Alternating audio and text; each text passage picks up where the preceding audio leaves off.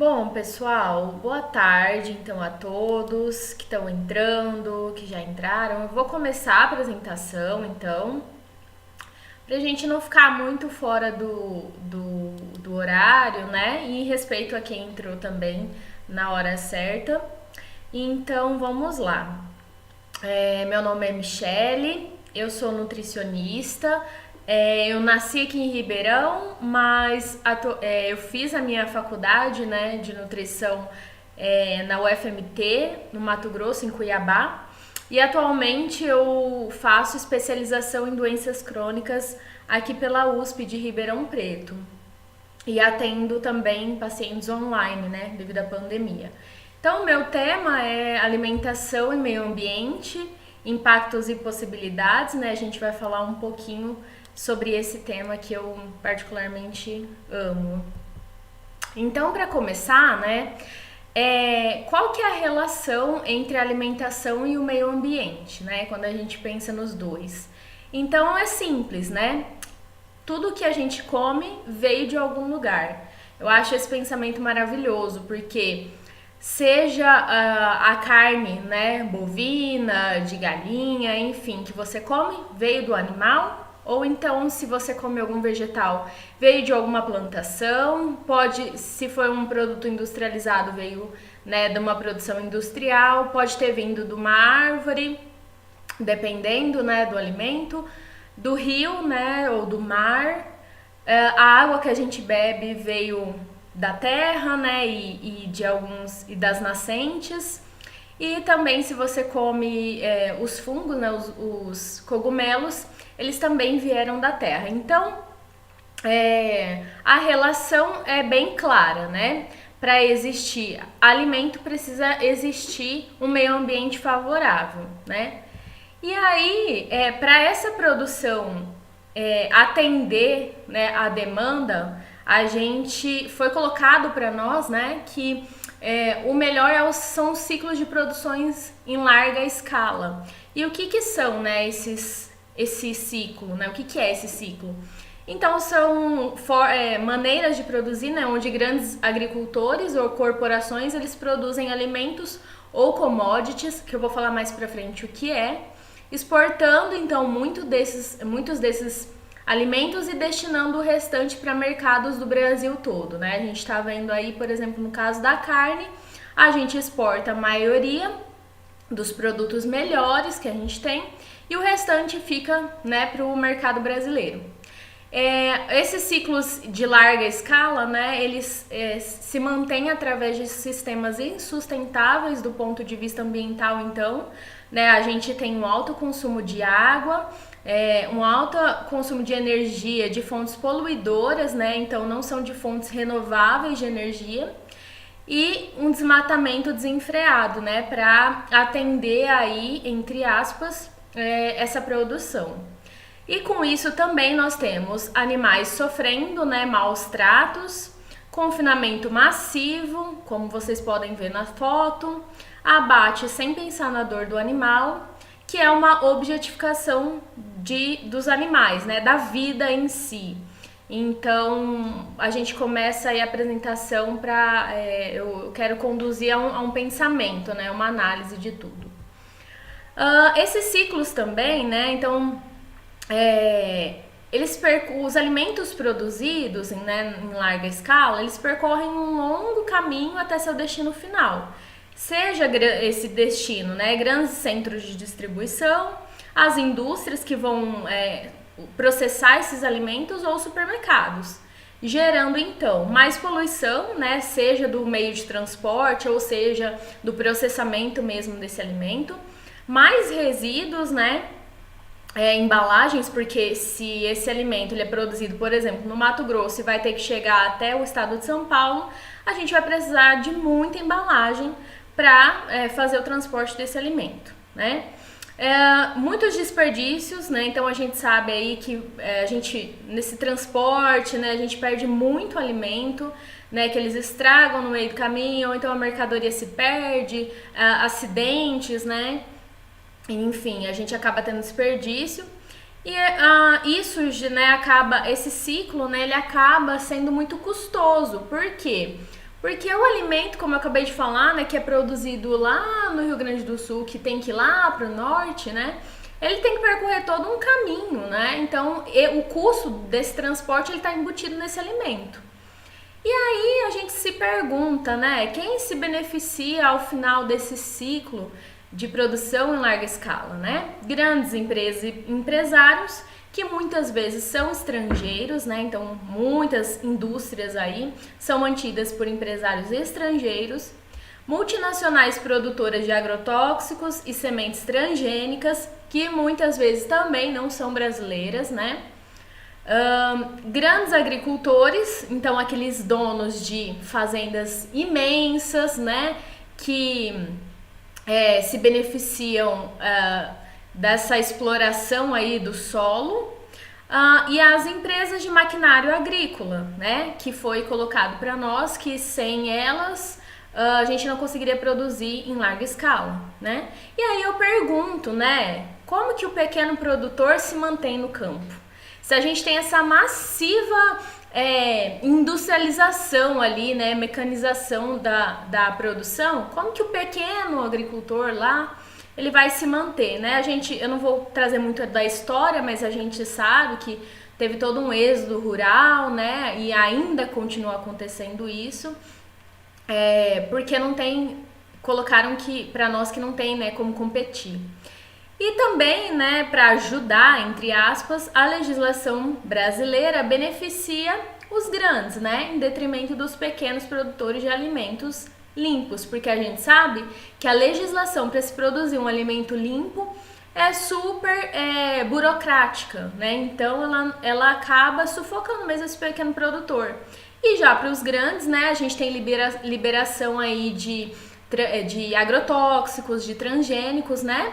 A livre demanda mesmo, inclusive várias leis aí para serem aprovadas nesse sentido, né? Beneficiar o grande produtor. Outros impactos, então, né? O uso de agrotóxicos e de transgênicos, que eu vou falar mais pra frente, quais são os reais impactos. O esgotamento do solo, né? Porque você vai tendo ali só produzindo, né? Então, às vezes não faz a rotação ali de cultivo que é necessário e também pela própria questão dos químicos, né? Que é colocado nesse solo. O desmatamento para mais áreas de pastos e plantações de commodities. Então, a gente sabe que atualmente a agricultura e a pecuária são responsáveis por 80% do desmatamento mundial. E aqui falando, né, sobre os commodities, né, eles são produtos que funcionam como matéria-prima, produzidos em larga escala para a produção de animais e de produtos ultraprocessados. Então, a gente não está produzindo alimento, né? A gente está produzindo matéria-prima para alimentar os alimentos, digamos assim, né?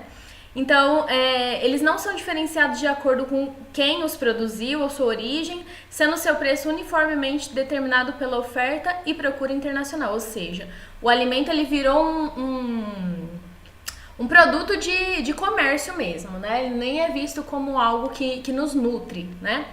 Então, outro impacto é a poluição do ar, então os gases, né, da agropecuária e das indústrias. Então, esses gases, né, emissões dos gases, né, de toda essa questão da produção, eles são maiores, a poluição é maior do que a junção de todos os gases de ônibus, navios, trens, aviões, carros do mundo inteiro. Então, esse dado é muito alarmante quando a gente pensa em questão de impacto da produção da agropecuária e das indústrias, né? A contaminação da água e o uso desenfreado dos recursos hídricos, né? Então, não tem uma questão de reaproveitamento, de cuidar dessas nascentes, a gente sabe que não tem mesmo isso, né? E muitas vezes até a contaminação com os agrotóxicos, né, os restos ali. A perda de espécies polinizadoras, né, então as abelhas, borboletas, os morcegos e outras espécies que estão fugindo dessas áreas, principalmente, né, pelo uso de agrotóxicos e dos transgênicos. Então eles acabam impactando muito, né, a gente às vezes não imagina, mas é muito problemático essa questão. e a extração mineral para a produção de maquinários e as embalagens, né? Porque tudo que é plástico vai petróleo e vai outras substâncias, e essas substâncias elas provêm, né, de uma extração mineral. Então a gente acaba esquecendo dessa parte, mas é bom trazer, né? E aí eu trouxe aqui, né, algumas notícias falando então desses impactos, né, das abelhas, que aconteceu recentemente, inclusive, né, do cemitério de colmeias. Então essas abelhas, elas somem, e aí simplesmente, né, quando o apicultor ele volta lá, já não tem mais nada, né, elas já foram embora, ou então elas morreram, né. Então essas notícias, elas estão ficando cada vez mais frequentes, né? E aí a gente vê todo o impacto, porque quem vai polinizar, não é mesmo? Ninguém vai ficar lá, o grande produtor, ele não vai ficar lá com um cotonete polinizando cada frutinha, cada flor que ele tem ali na sua produção. Outro impacto, então, né? Eu gosto bastante dessa imagem, é a água que você não vê, né? Então, você consome sem perceber. Veja o quanto de água potável é necessário para produzir itens do seu cotidiano. Então, vou pegar um exemplo aqui, né, que é a manteiga. Então, 1 quilo de manteiga, a gente precisa de 18 mil litros de água para produzir, né, essa quantidade de manteiga. Então, e aí temos aqui para várias outras coisas, né, vários outros alimentos. E aí serve para a gente começar a pensar em onde que a gente está, como que esse recurso vai voltar para nós, né? Como que ele está sendo manejado. Enfim. Outros impactos, então, agora falando mais, né, adentrando um pouco mais, claro que eu não quero aqui, nem vou esgotar todos os assuntos, todos os pontos, né, mas eu queria que a gente refletisse principalmente sobre esses dois. Então, o Brasil é o maior consumidor de agrotóxicos do mundo. Dos mais de 477 agrotóxicos permitidos no Brasil, 60% não são liberados na União Europeia, e a própria, né, União Europeia não consome seus agrotóxicos e é a maior produtora deles. Ou seja, eles produzem, né, o veneno e nos mandam, né, para a gente se intoxicar, né, mas eles não querem para eles. Então, né, é um primeiro ponto a se pensar. E a OMS, né, ela traz que cerca de 3 milhões de pessoas por ano se intoxicam por agrotóxicos. Nossa, Michele, mas eu nunca ouvi falar disso. Pois é, né, essas informações elas não ficam claras, né, não são passadas. Mas algumas emissoras de televisão gostam de passar, né, que agro é tech e agro é pop. Né? Então eu trouxe essa imagem aqui que agro não é pop e agro mata, né? A gente precisa começar a questionar mais as coisas que são passadas, né? Fora que nós temos a contaminação de solo, água, ar e do próprio produtor, né? Pelos agrotóxicos, porque eles não usam itens de proteção, né, na hora de passar, ou então esses aviões, os aviões, né, que pulverizam agrotóxico, ele passa ali por cima dos produtores mesmo, né, enfim, não tem uma legislação ali que realmente vá atrás de fiscalizar isso. E a gente tem a lei, né, do defensivo agrícola. Essa lei é maravilhosa, né, que ela quer colocar o quê? Tirar o nome de agrotóxicos, porque afinal, agrotóxico ele fere, né, um pouco essa imagem, né, parece que é veneno, enfim, que vai matar. Né? Então vamos colocar defensivo agrícola para as pessoas pensarem que aquilo ali é bom, que aquilo ali está defendendo, né, o que a gente está produzindo. Então essa lei está aí em transição, né, ainda não foi aprovada, mas e que a gente continue lutando para ela não ser aprovada, porque é tóxico sim e mata sim. Sobre os transgênicos, né, então quando eles surgiram lá atrás, a promessa era que eles seriam a solução, entre aspas, do problema da produção. Então, a gente produz pouco porque essas sementes são muito fracas, né? Essas sementes, qualquer praguinha já vem e mata a nossa produção, então vamos fazer uma super semente, né? Só que esse melhoramento genético, entre aspas, não melhorou nada, né? Porque a gente acabou criando uma resistência aumentada contra as pragas e aí o problema só cresceu, porque a gente começa a ter mais resistência, aí a gente vai lá e cria outra semente, e a gente cria mais resistência, e é um ciclo que não se acaba, né? E aí com isso a gente tem a perda de sementes crioulas, né? Que são a semente raiz, né? A primeira, a originária, né? Então a batata fulana, ela tem a semente crioula, aquela que não teve nenhuma alteração. Então a gente começa a perder essas variedades puras, né? E a variedade, inclusive, né? E aí eu pergunto, né? E o problema da fome? Quem vai resolver? Porque se o transgênico era essa solução, e aí? O que a gente vai fazer, né? Qual é a nova questão que eles vão colocar aí, o novo produto que eles vão colocar aí que vai falar que vai resolver a fome, né? Então, aí eu gosto de trazer isso, né? Que a gente não está produzindo alimentos, a gente está produzindo matéria-prima para alimentar animais e para produzir alimento ultraprocessado, porque de fato o alimento mesmo a gente não está comendo. Né? E aí a soberania alimentar, como que ela fica, né? Então o que é essa soberania alimentar? É o direito que uma nação tem de produzir seu próprio alimento a partir de técnicas tradicionais.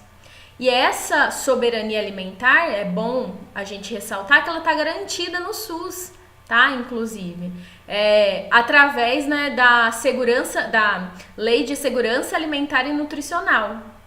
Então, nessa lei, né, da soberania alimentar é colocado que essa produção deveria ser a partir de bases ambientais, econômicas e socialmente sustentáveis, né? Mas não é o que está acontecendo.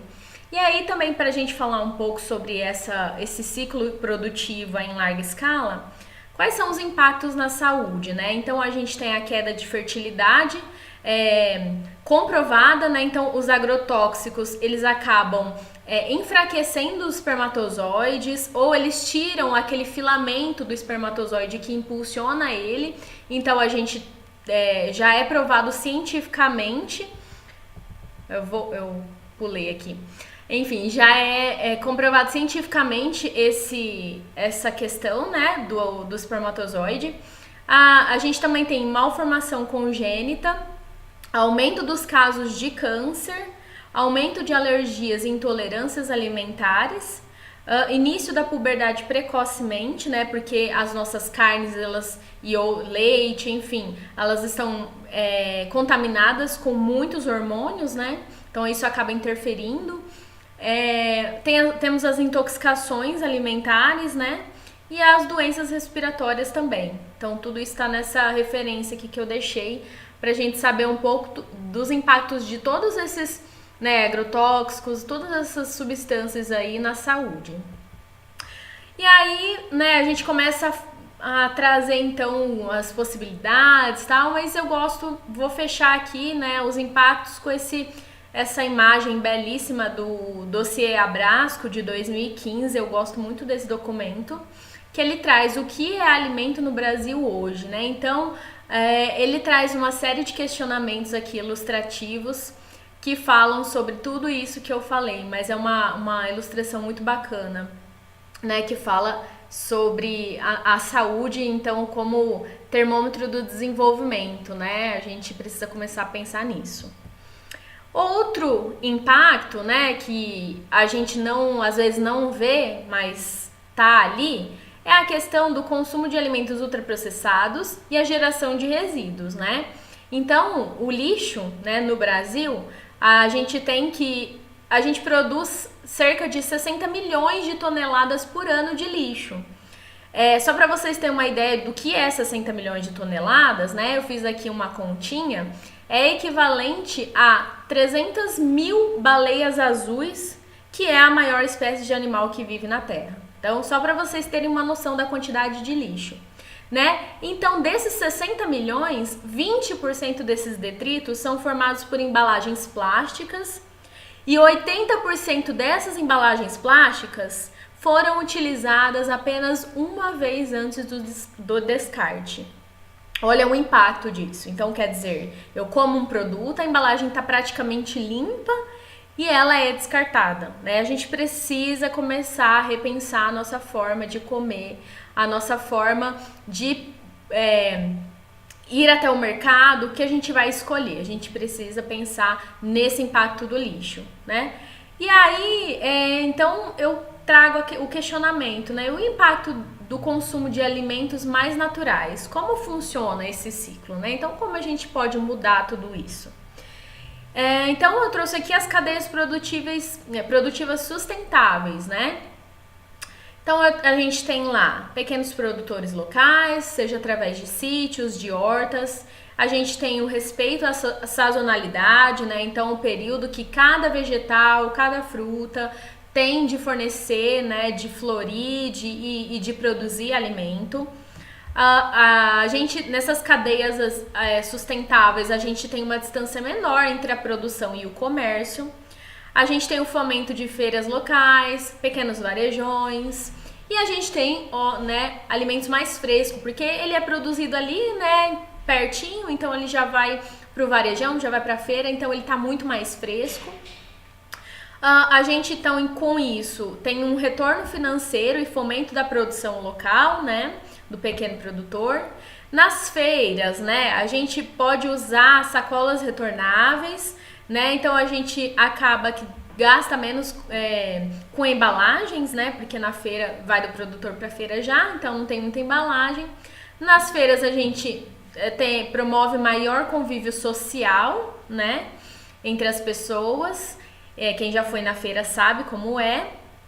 E aí, né, uma coisa muito legal é que se você vai no mercado, a gente tem uma série de móveis, equipamentos, né, que gastam energia. Na feira não, né? A gente tem pouquíssima energia, é o máximo ali uma lanterna, um refrigerador pequeno.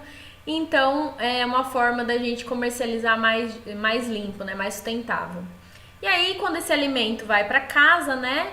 Esse alimento in natura, eles podem ser consumidos na sua forma natural mesmo, ou como ingredientes de preparações mais saudáveis que respeitem, então, a cultura alimentar da família, né? A gente pode comer naturalmente ou a gente pode produzir preparações caseiras.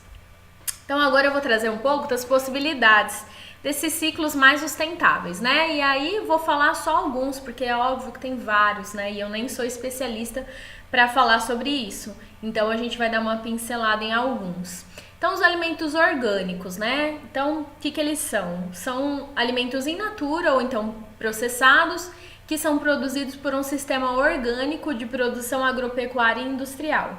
Então, a produção de alimentos é baseada em técnicas que não usam agrotóxicos, fertilizantes químicos, medicamentos veterinários, transgênicos e outras técnicas artificiais. Muito legal a gente colocar aqui que ele serve para plantas e também para animais, né? Talvez muitas pessoas não saibam, né? Mas existem frango orgânico, né? Então, uma carne de vaca orgânica significa que esse animal ele viveu solto, ele consumiu só alimento que é natural para ele, sem nenhum agrotóxico. Ele não recebeu medicamento veterinário, às vezes ele recebe fitoterápico. Então, é bem bacana para quem consome carne e quer ajudar, né, mais nisso. A gente tem a questão do preço, da disponibilidade, né, sobre os alimentos orgânicos, mas eu gosto sempre de falar, né, porque muitas pessoas falam, mas é muito caro, né, não tem na minha região. Será que você já pesquisou direito, né? E eu gosto de falar, os consumidores é quem ditam o mercado. Se você começar a procurar mais orgânicos, as pessoas vão produzir mais orgânicos, então a gente precisa começar a pensar nisso, né? Agroflorestas, então, é um sistema de produção que imita o que a natureza faz normalmente, com o solo sempre coberto pela vegetação, muitos tipos de plantas juntas, uma ajudando a outra, sem problemas com pragas ou doenças, dispensa o uso de venenos, né? E aí as agroflorestas, elas promovem muito, né, o uso o plantio das punks, né, que são as plantas alimentícias não convencionais, que às vezes são típicas da nossa região, lá no período, né, até na época dos índios, enfim, há muitos anos atrás, né? muitos séculos atrás, né? São nativas mesmo. Então a agrofloresta propicia isso e nelas a gente encontra uma mistura, né, de culturas anuais, árvores perenes e frutíferas, leguminosas, além da criação de animais e a própria família de agricultores em uma mesma área. Então eu acho muito bacana, né? Realmente é uma comunidade de vida, né? Onde a gente respeita cada um o seu espaço, né? Então aqui essa figurinha também mostra, né, que o passarinho tá lá fazendo o seu trabalho, né? A árvore que cai também tem um papel ali, né, no seu ambiente, enfim. Outras possibilidades, né, que a gente tem, os pequenos produtores locais, então uma fazendinha ali perto da sua casa que produz, tem uma hortinha pequena, enfim, que produz alimentos. O CSA, que é a comunidade que sustenta a agricultura, e aqui eu trouxe a página deles na internet, né, onde eles mostram onde eles estão no Brasil, então você pode procurar, inclusive eu conheço a daqui de Ribeirão, que é bem pertinho. E aí, é de fato isso que está falando. A comunidade sustenta a agricultura, então a gente promove um encontro de fato com o agricultor. Então você consegue ir na fazenda, você consegue colher, e eles são bem abertos a de fato mostrar como que eles produzem esse alimento, né? E de maneira geral, geralmente ou os orgânicos ou agroflorestais. E as feiras ao ar livre, como eu já disse, né? Que a gente sabe que promove ali uma comunidade envolvida em alimentos mais in natura, né? E menos produção de lixo também. Outra possibilidade, né? As hortas. Eu amo falar das hortas porque acho que ela é assim, né? Muito dinâmica. Você pode ter em vários lugares. Então a gente pode ter nas nossas casas, né? E aí eu trouxe até uma imagem de um apartamento aqui, onde as hortas a horta está suspensa em pequenos vasos, né? Ou aqui reciclando uma garrafa PET, né? Para produzir o seu alimento. Temos as hortas comunitárias. Aqui eu trouxe algumas das espalhadas pelo Brasil, que são bem conhecidas, então a gente tem em Rondonópolis, em Goiânia, em Birigui, enfim. Temos várias hortas comunitárias bem conhecidas e grandes, onde a comunidade realmente ela se empenha em ajudar e fomentar essa partilha, né? Temos hortas em estabelecimentos comerciais também, como eu vou mostrar daqui a pouco, e temos hortas em escolas, né? Então a gente incentiva as crianças a saberem de onde vêm os alimentos, como que ele tem um ciclo para ser produzido, para nascer, para germinar. Eu acho muito bacana isso. E a gente pode também ter árvores frutíferas em espaços urbanos. Então, aqui eu trouxe uma imagem, inclusive essa imagem da esquerda é uma foto minha do Parque Cidade em Brasília, onde a gente tem pés de jaca enormes espalhados pelo parque, né? Poderia ser outras frutas. A gente precisa começar, né? Imagina que bacana, você tá ali dando uma caminhada num parque e de repente vai lá e colhe uma fruta, né? Então isso é muito bacana. Outra possibilidade, a horta do Shopping Eldorado em São Paulo.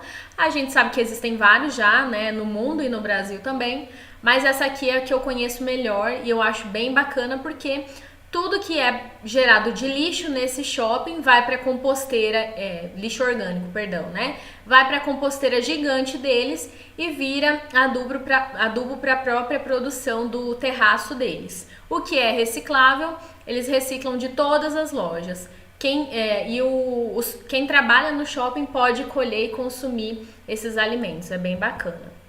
Outras possibilidades, embalagens, né? Então, quanto mais simples, melhor. Adoro essa imagem, né? Dos supermercados da Ásia que estão usando a folha de bananeira em vez do plástico. Olha que ideia sensacional. Já que a folha de bananeira, muitas vezes, ela é descartada, né? Queimada, às vezes, inclusive.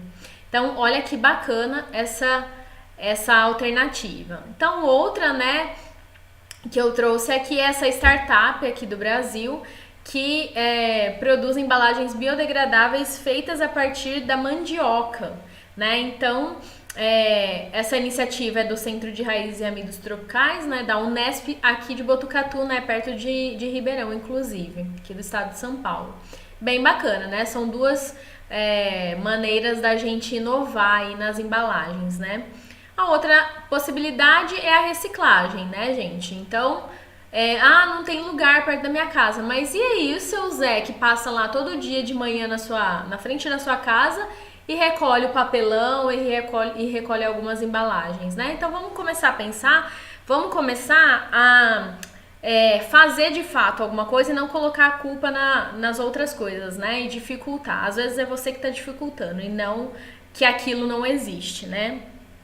Outra possibilidade, então, são as frutas, né? Os vegetais in natura. Por quê? Porque eles são zero embalagens, né, pessoal? Não tem nada, é só a casca que você pode usar ainda para algumas receitas, né? Como a casca de banana, que é a mais conhecida, assim, de bolo de casca de banana, né? Tem várias receitas. Ou pode ir para compostagem, né? Então, a gente lembrar que também a gente pode alimentar a nossa hortinha, né? E aí também é bom falar que a gente pode fazer a higienização, né, pode não, deve, né, principalmente por conta da pandemia, fazer a higienização antes de consumir. Inclusive as meninas vão falar numa palestra um pouquinho mais tarde sobre essa questão toda, né, da pandemia e da higienização das frutas e legumes.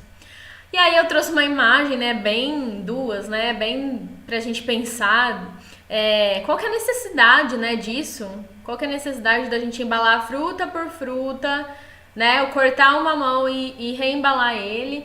E aí essa imagem traz aqui, né, a casca de nenhuma fruta demora 400 anos para se decompor. Então, por que que eu tenho que fazer isso e por que que a gente tem que consumir, né? Porque se tem é porque alguém consome.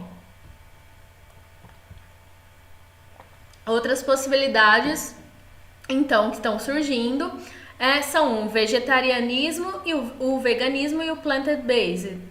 Então, o vegetarianismo, né? A gente tem as variações. Ovo-lacto vegetariano, ovo vegetariano, que é quem consome, né, só ovo e vegetais, né? Aqui quem consome ovo, leite e vegetais. Lacto-vegetarianismo, então consome leite e derivados do leite e vegetais. E o vegetarianismo estrito, que ele consome só fontes vegetais, né? E tem outras variações também, tá? Mas eu não trouxe todas, só pra gente ter uma ideia.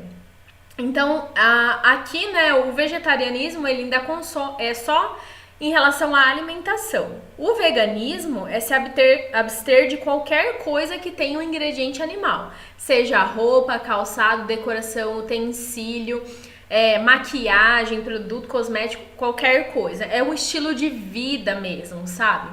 Então, ele é mais restrito, né? E o plant-based, ele é uma alimentação 100% de vegetais orgânicos e também cogumelos, o mais natural possível, né? Essa modalidade, digamos assim, né, escolha de alimentação, ela então opta também por, além de ser vegetal, tem que ser orgânico, né? E aqui uma ilustração bem bacana da Sociedade Vegetariana Brasileira sobre não comer carne, né? Então veja o impacto ambiental positivo que você causa deixando os produtos de origem animal fora do cardápio um dia. Então eles trazem isso, né, pra gente pensar. Um dia já faz a diferença. Bem bacana essa ilustração deles. Então, como considerações finais, né, pra gente resumir tudo que foi falado. Comemos todos os dias e essa comida vem de algum lugar. Então, de que lugar essa comida vem? A gente precisa começar a pensar, de onde ela vem, né? Quem produziu? O que tem nessa comida? É só o alimento mesmo ou tem veneno, né? Qual que é a semente que foi usada para produzir esse alimento? A gente precisa começar a se questionar e estudar mais, mesmo sendo leigos, mesmo não sendo da área, a gente tem formas de se conscientizar sobre isso. Então, a forma como esse alimento é produzido impacta na nossa saúde, né?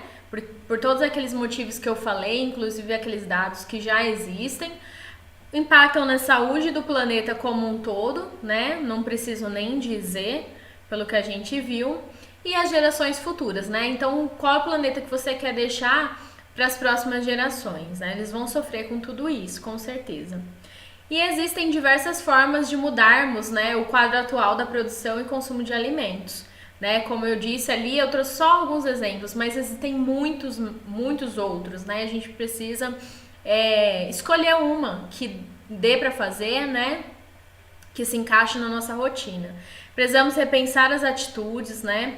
Precisamos ser críticos quando vamos ao mercado. Eu gosto muito de pensar nisso, né? E principalmente a gente falar para as crianças. Será que é certo, né? Será que é normal ter tudo sempre? É ambientalmente normal a gente ir no mercado e ter todas as opções sempre? Então, se eu vou em janeiro, tem todas as opções. Se eu vou em dezembro, também tem as opções. Quer dizer, a gente passa o ano inteiro tendo as mesmas coisas sendo fornecidas no mercado. Será que é normal, né? Será que faz parte de um ciclo normal aquilo? Acho muito legal a gente se questionar sobre isso. E fazer a sua parte. De todos esses itens que eu falei, não é possível que você não possa fazer, né? Nem que seja começar a reciclar seu lixo, nem que seja começar a comer mais orgânicos, a gente pode fazer alguma coisa. E aí eu gosto muito, né, de trazer coisas diferentes, então não acabar aqui no que eu vou falar, mas, né, continuarmos pensando sobre isso. Então eu trouxe alguns lugares onde você pode aprender mais, né? Então o primeiro aqui é o documento do dossiê Abrasco. Ele é bem extenso, mas ele é muito bom. Apesar de ser de 2015, ele ainda é muito atual. Eu gosto bastante dele. O mini documentário Pontal do Buriti, Brincando na Chuva de Veneno, está disponível no YouTube. Ele é muito bom e muito impactante. É uma notícia, um documentáriozinho pequeno daqui do Brasil, né, de uma região, acho que de Goiás, se não me engano. Muito impactante. Séries de 3 vídeos do Greenpeace Brasil, De Onde Vem a Sua Comida, é sensacional. Vocês têm que assistir, assim, é muito bom. Documentários: Conspiracy, né, esse aqui, What the Health, Cooked, o Rotten e o Lixo Extraordinário, porque eu gosto de trazer a arte sempre onde eu acho que tudo tem ligação com a arte, né? E esse documentário é um bem antigo, do artista plástico Vicky Muniz, mas ele faz arte com lixo e ele retrata a pobreza das pessoas que vivem no lixo, a quantidade de lixo produzida, e é muito bom. Eu não sei onde ele fica disponível, mas acredito que no Google mesmo. E ele é sensacional, vale a pena assistir. Quem quiser, dá um print depois e vai atrás de se informar um pouco mais. Então, aqui para finalizar, né? Todos nós estamos conectados. Não há felicidade que perdure se causarmos o sofrimento do outro.